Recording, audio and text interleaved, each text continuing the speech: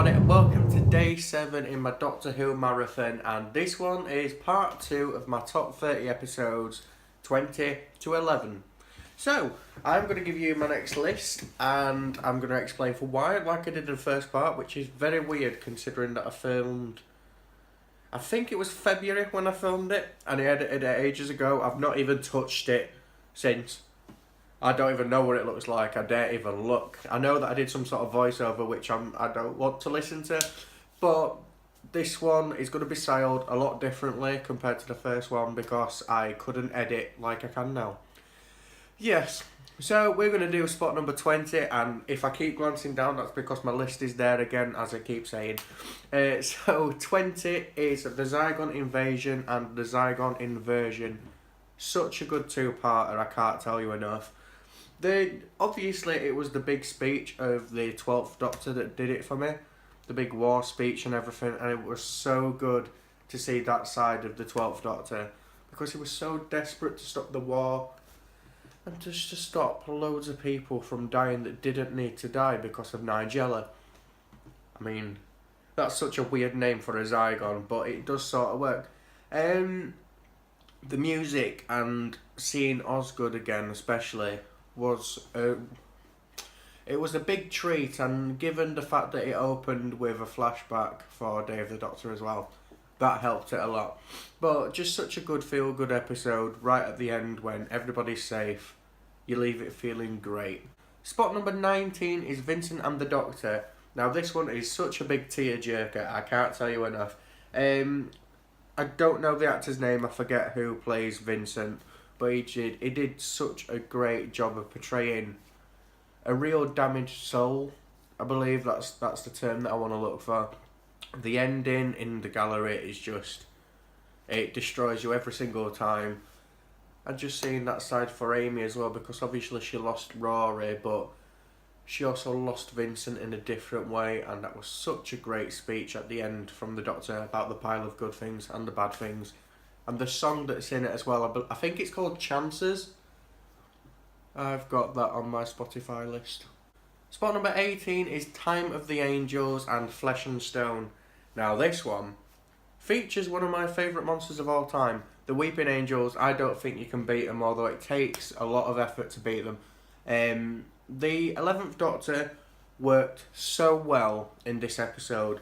I'm not the biggest 11th Doctor fan. I do like him, I would watch his episodes, but he's not my favourite Doctor. I won't go to him by choice.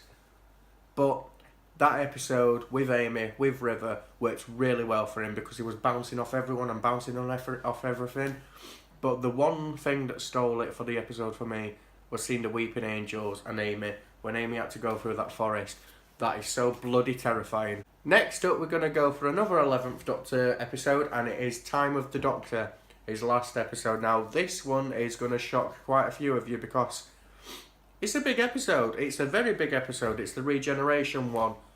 But, as I've said, 11 is not my favourite. It did do a good job in ending it for him. It did a really good job. But for me, the one thing that I was just looking forward to was seeing Peter Capaldi turn up at the time. But it was a good send-off, it really was, and the speech was brilliant. It did suit his Doctor. And Clara, the moment with the crack, that's a bit of a moment for me, really. Like, that's one of my favourite scenes. But overall, good episode. Couldn't wait for the next Doctor.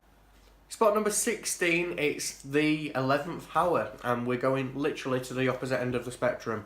Now that one is excuse me. That one is definitely one of my favourite 11th Doctor stories. It did a wonderful job at showcasing how magical Doctor Who can be. Obviously, we're going to talk about the apple. The apple scene was beautiful. It was beautifully shot. And it was just a great story to introduce not just the Doctor, but the new companions, Amy and Rory. Very good. Next is the three-parter. It's Turn Left, Stolen Earth and Journey's End. These three will always be up there. Will always, because not only does it introduce all the old companions, we've got Rose, Martha, Donna, Sarah Jane, Torchwood, everybody. Anyone is in that episode. We've got quite a few different Bits of scenery. So we had the Shadow Proclamation, that was brilliant. Seeing the Judoon, that was awesome because I love the Judoon. I find it so funny for some reason. But the ending, yet again, Donna's tragic farewell was heartbreaking. Donna is probably... It's close between Donna and Bill for me, as favourite companions. Just because I know it's stupid because I'm a man, or I pretend to be, but I relate to Donna and Bill a lot more than any of the other characters, which is very strange. Unless someone in the new series 11, impresses me that little bit more. But yeah, that I do genuinely really do like that episode, so that's why it's up there. Next up is Dark Water and Death in Heaven. Or have I got them mixed up? I'm not too sure. But yeah, they're at spot number 14, and this was such a great episode, two-parter thing, because Missy was finally introduced over who the hell she was. It took them a while, it took us ages to get there, but we got there. Seeing the Cyberman, seeing Missy, seeing the Doctor, Clara, and Danny's death really helps that episode, because I was never a fan of Danny. Never have been, never will, but the ending, when he salutes the Doctor, salutes Clara, and then he takes the army right up into the sky, was brilliant. Also going to mention the Brigadier. That is one part to make you upset, and it's going to definitely make you cry if you keep watching that. Because I love me some Brigadier! Next, we're doing it again. We're literally doing it again. We're going to the opposite end of the spectrum again and saying that Deep Breath is my spot for number 13. So, Capaldi's first episode, I can't tell you how much I love that episode. I believe it's my favourite. In fact, it is. It's my favourite opening for a Doctor.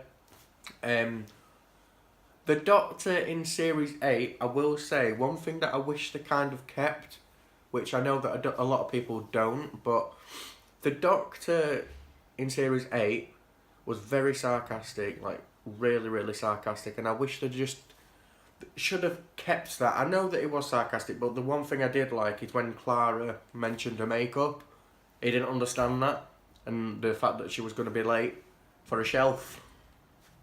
You know, that's the sort of wit that I like about the 12th Doctor, because he doesn't understand humans. And I know that they kept that throughout the whole run, but it kind of died down a little bit, and I do like seeing that side of 12. But love the episode. I love the Clockwork Robots. I think they're brilliant. There were better in the girl in the fireplace rather.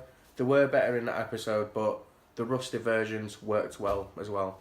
And seeing Missy at the end as well, that helped. Speaking of which, for spot number 12, it's The Girl in the Fireplace. Now that one is one of my favourite David Tennant stories of all time. The music, yet again, I keep mentioning the music, but it's a big thing, is the soundtrack, because I do listen to it. I listen to it when I'm on the bus, when I'm walking. But seeing Renette, seeing Madame de Pompadour interact with 12 will stay with me, because I know for a fact that when that episode was filmed, they were in a relationship together. It would be nice to see, I don't know, just see some more of Madame de Pompadour on 10. And as I'm saying that, I know for a fact we're never ever going to see that. But it worked. It really did work. And it's so tragic again at the end when she dies. But I feel like that episode is one of the ones that I will go to if I want to have a massive cry. It's worse for me than Vincent and the Doctor, definitely, because that episode, it does make me shed a tear.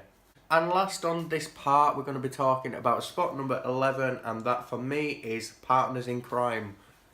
Such a good fucking episode. Like, the Doctor and Donna meeting again is just so funny. Like, the way that they've done it, where they're missing each other for the first half of the episode. Like that scene where the camera's viewing down and they're both at the fork ends of the roads. And they can't see each other because there's that bit in between. Yeah, I really do like Sarah Lancashire as well, the woman who played Miss Foster.